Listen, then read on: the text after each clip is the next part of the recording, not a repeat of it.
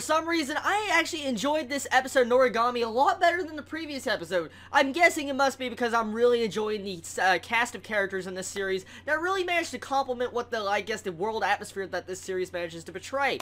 I'll say that the animation seems a lot better than the last episode in certain aspects. Besides that beginning part of the first episode, the animation looked a lot cleaner and better flowing. Now, I really love just the entire character interactions in this episode. Like that freaking Yuki introduction. I thought his character was going to be all depressing or just a very quiet character. But because they were showing like sad past about him, was saying like it looked like his father had some form of drinking problem and that he died at a very young age. So I thought his character was going to be, like I said, depressing. But turns around he's just completely mean to Yato. Poor Yato, who's going to have to work with him. But I will tell you, Yuki looks like a freaking boss in his sword form. That was awesome looking. I don't know if it was just me. I want you all to tell me. But what do you think about that like clean looking shiny sword that had the nice good wrapping guard around it? I mean, it looked like a really good animated sword, and I like that. The character interactions between Yato and Yuki, I'm going to say, are going to be pretty freaking awesome in the future, and hopefully they elaborate on Yuki's past. I mean, we got to see glimpses of it when we got to see Yato turn Yuki into, I guess, a sword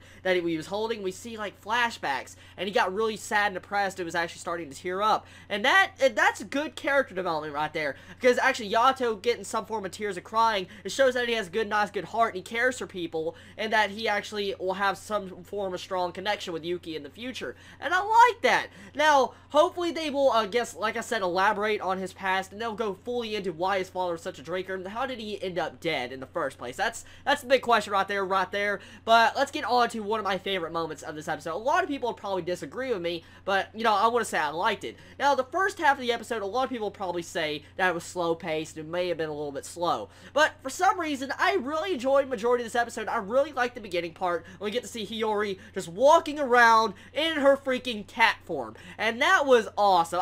For some reason, I really like her voice actor, and the way she's animated, her character design is awesome, but especially when she's constantly falling out of her freaking body, asleep like on her desk, in the gym room, just anywhere, and it's freaking awesome to get to see how she actually like, I fell in my body again, because it's just adorable, and it's a character aspect and trait I don't see a lot in other anime. The only anime I could think of on the top of my head about something like that when you just keep falling out of your body in spirit form is probably Bleach Ichigo. That's the only thing that probably comes to my mind right now.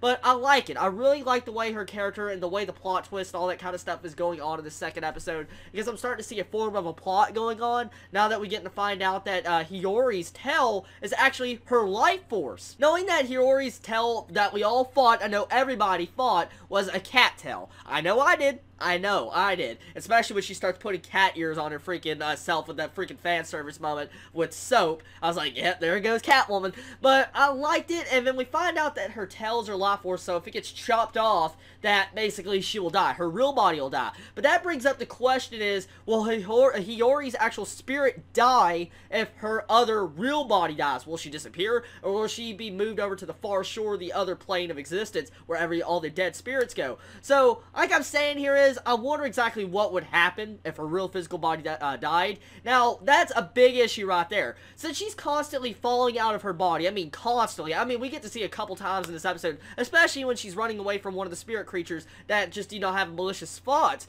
Now, what if a creature was just after, I guess, her human form and wanted to eat her human form? What would happen to her in a sense? Think about that. And so, this is very dangerous for her character, constantly falling out of her body, not even realizing it until she either looks down behind her or she sees her tail floating around her. So that's a big issue for her right now. She needs to get that fixed, because if she doesn't get that issue fixed, I can see how that could be a major problem later on in the series and have some really great drama and aspects, maybe some good action scenes. Now, Yato as a character, I really like Yato. We get to see a little bit of character, I guess, build up with him in this episode. We see that he has good emotions with his fellow workers, especially people that work for him, and we see that he actually cares for a lot of people and that he wants to be a really nice guy. I mean, getting paid 5 yen to clean an entire freaking bathroom, even scrubbing it with a toothbrush and mold out. He's a pretty nice guy, and pretty nice god, and I like that. I really like his character, and he's starting to grow attached to me.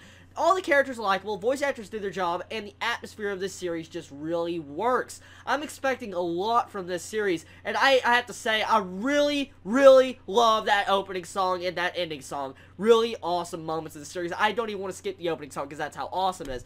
Tell me your thoughts about this second episode of Noragami. Did you enjoy it? And what did you think about the animation? Did it feel like it was a little bit better to you? What do you think about the characters? And did you think the first half was slow or not? Please let me know in the comments below. Y'all wonderful day or not, wherever you live. Please stay safe. Chibi out.